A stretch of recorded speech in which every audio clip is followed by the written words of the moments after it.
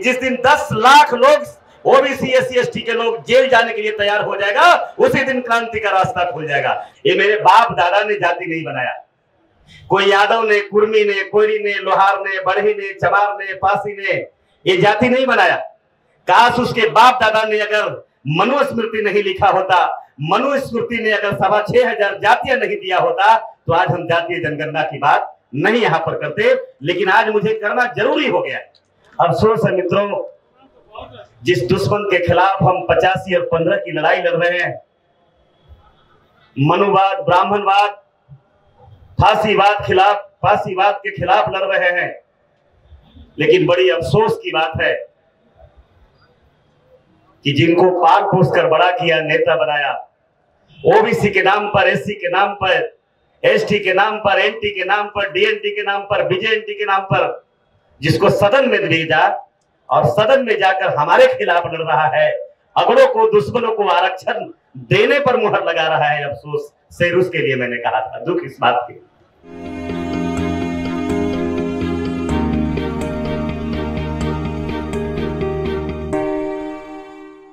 सम्मानित मंच,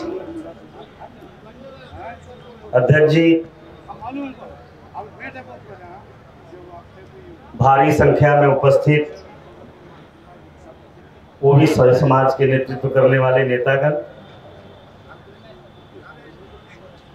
बहुजन समाज के सारे संत महापुरुषों को नमन करते हुए आप सबों को जय भीम, जय भारत, जय संविधान।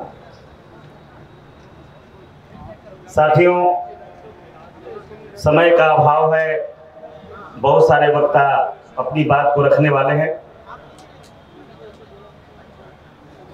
मैं श्रोता बनकर यहाँ आया था सुनने के लिए। मुझे अगर काश 4-8 दिन पहले समय मिलता, जानकारी मिलती, कुछ न कुछ जरूर ऊर्जा देता, कुछ न कुछ जरूर ताकत देता। आज जिस विषय पर हम लोग सम्मेलन कर रहे हैं, सभा कर रहे हैं, उस संदर्भ में मैं आपको बताना चाहूंगा, ये मित्रों, ये बड़ा बुरा समय हमारे लिए चल रहा है। जिसके खिलाफ हम आंदोलन चला रहे हैं, जिसके खिलाफ हम लड़ रहे हैं, अधिकार की बात कर रहे हैं, वो अगर हमारे साथ दगा कर रहा है तो कोई बात नहीं। एक शेर मुझे याद आ रहा है कि मुझे तो अपनों ने लूटा, गैरों में कहां दम था, मेरी कुश्ती वहीं डूबी जहां पानी कम था। अफसोस है मित्रों, जिस दुश्मन के खिलाफ हम 85 और 15 की लड़ाई लड़ रहे हैं, मनुवाद, ब्राह्मणवाद, फांसीवाद के खिलाफ लड़ रहे हैं, लेकिन बड़ी अफसोस की बात है कि जिनको पाल पोस कर बड़ा किया, नेता बनाया, ओबीसी के नाम पर, एससी के नाम पर, एसटी के नाम पर, एनटी के नाम पर, डीएनटी के नाम पर, बीजेएनटी के नाम पर, जिसको सदन में भेजा और सदन में जाकर हमारे खिलाफ लड़ रहा है, अगड़ों को, दुश्मनों को आरक्षण देने पर मुहर लगा रहा है। अफसोस सिर्फ उसके लिए मैंने कहा था, दुख इस बात की। अगर वो हमारे साथ अगर होता तो आज इतना बड़ा मोर्चा बनाकर हम हतोत्साहित नहीं हैं, हम दुखी नहीं हैं। हम जानते हैं लड़ाई सदियों से हमारा पुरखा इसी तरह से लड़ते आया है और हम लड़ते रहे। हम लड़ने से भी पीछे नहीं हटने वाले, लेकिन अफसोस है कि अपनों से लड़ना पड़ रहा है, ये बड़ी चिंता की बात है। और वो अपने कौन है? जो बाबा साहब का नाम लेकर देश में सामाजिक न्याय मंत्री रामदास आठवले जैसे लोग बन रहे हैं। बाबा साहब अम्बेडकर के नाम लेकर दलित सेना बनाकर रामविलास पासवान जैसे लोग बाबा साहब के नाम पर हुंकार भर के आज हमारे दुश्मनों को गोद में बैठ करके हमारे ही समाज के लोगों को कब्र खोद रहा है। दुख उनसे आज एक नाम नहीं है, दर्जनों नाम है, सैकड़ों नाम है। तो मित्रों, हमें दो शब्द जो आज बोलना है, खास करके जो आज के कार्यक्रम का एजेंडा है, और एजेंडा आज है जातीय जनगणना। मैं दो शब्द जातीय जनगणना पर अपनी बात को रखूंगा और 2 शब्द मैं ईवीएम पर अपनी बात को रखूंगा। मित्रों, आज हम उन्हीं से मांग रहे हैं। ये मेरे बाप दादा ने जाति नहीं बनाया, कोई यादव ने, कुर्मी ने, कोयरी ने, लोहार ने, बढ़ी ने, चमार ने, पासी ने ये जाति नहीं बनाया। काश उसके बाप दादा ने अगर मनुस्मृति नहीं लिखा होता, मनुस्मृति ने अगर 6,500 जातियां नहीं दिया होता, तो आज हम जातीय जनगणना की बात नहीं यहां पर करते। लेकिन आज मुझे करना जरूरी हो गया और मैं उन्हीं से मैं आज कह रहा हूं कि आज क्यों आपके पेट में दर्द है, आज किस बात की आपको तकलीफ है। इसकी बीज तो आपने बोया है, जब इसके पौधे निकल गए हैं और पौधे के बीज भी ऊपर हो गए हैं, उसका हिस्सा है। हम वही काम करना चाहते हैं जो आपके बाप दादा कई पुरखा पहले जिसका जन्म दिया था, मनुस्मृति के रूप में दिया था। हम आज भी हम समर्थन करते हैं। इस सम्मेलन के माध्यम से, इस मंच के माध्यम से हम इस बात का समर्थन करते हुए, जातीय जनगणना का समर्थन करते हुए अपनी बात को आगे बढ़ा रहा हूं। और जो षड्यंत्र है हो रहा है इस देश में, मैं उस पर खासकर 1 मिनट का बात करूंगा, आपको प्रकाश डालना चाहूंगा। मित्रों, ये जातीय जनगणना इसलिए नहीं कराना चाहते हैं क्योंकि जो इनका जो कारनामा है पर्दे के अंदर, जूता से गीता तक जो कब्जा इनका है अकेला, ये इस देश में अकेले 100 रोटी में 99 खाना चाहते हैं।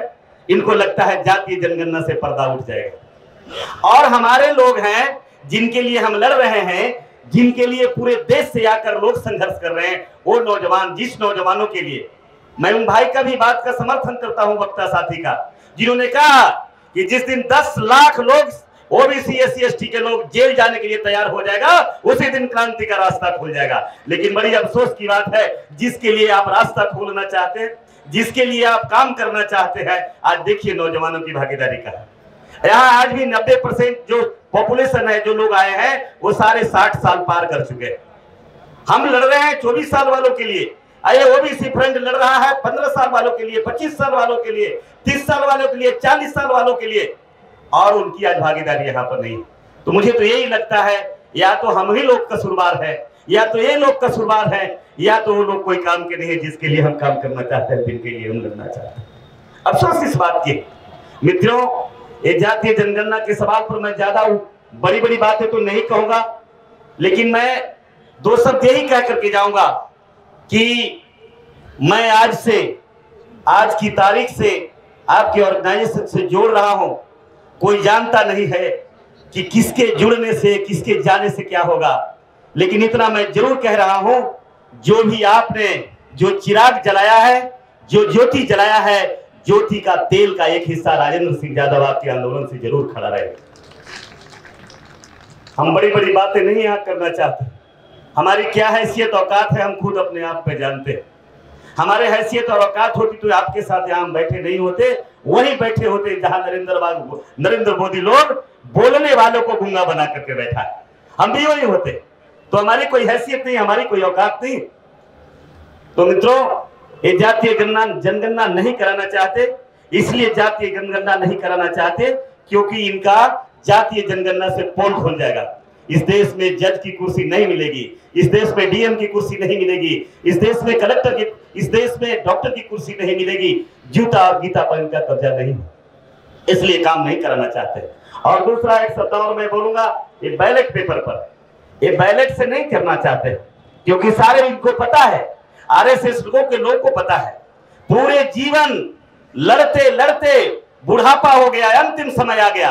ये रिकॉर्ड निकाल कर देख लीजिए भारतीय जनता पार्टी का जो मुखौटा है आरएसएस, ये आरएसएस ही भारतीय जनता पार्टी को चलाती है। लड़ते लड़ते अंतिम समय में आपने देखा अटल बिहारी वाजपेयी को एनडीए के सरकार बनाना पड़ा, यानी नेशनल डेमोक्रेटिक अलायंस 25 पार्टियां एक साथ हुई थी, आपकी जाके सरकार बना।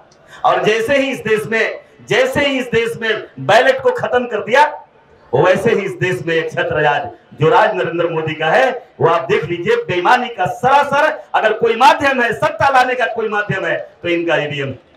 बिल्कुल इसका विरोध करना है। और 2024 बड़े कम समय है, 2024 में फिर यही ईवीएम आने वाला है और फिर इसी तरह से हमको मंच लगा करके लड़ना पड़ेगा। इसलिए मैं ओबीसी के साथियों, मैं आपसे आग्रह करता हूं, मैं आपसे निवेदन करता हूं कि ये तमाम लोग हम यहाँ हैं, आप कार्यक्रम बनाइए। और काश अगर हम यहाँ जो आए हैं, हम देख रहे हैं करीब करीब लोग यहाँ वक्ता है, करीब करीब बुद्धिजीवी है, करीब करीब पढ़े लिखे लोग हैं। हम अगर तमाम लोग मिलजुल करके ऑर्गेनाइजेशन ओबीसी का, ओबीसी आज इस देश में आप 55% लोग हैं अकेले।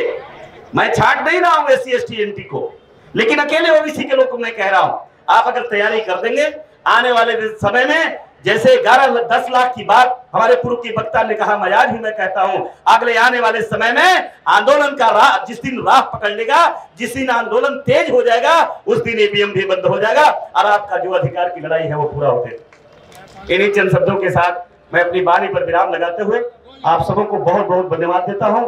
जय हिंद, जय भारत, जय संविधान।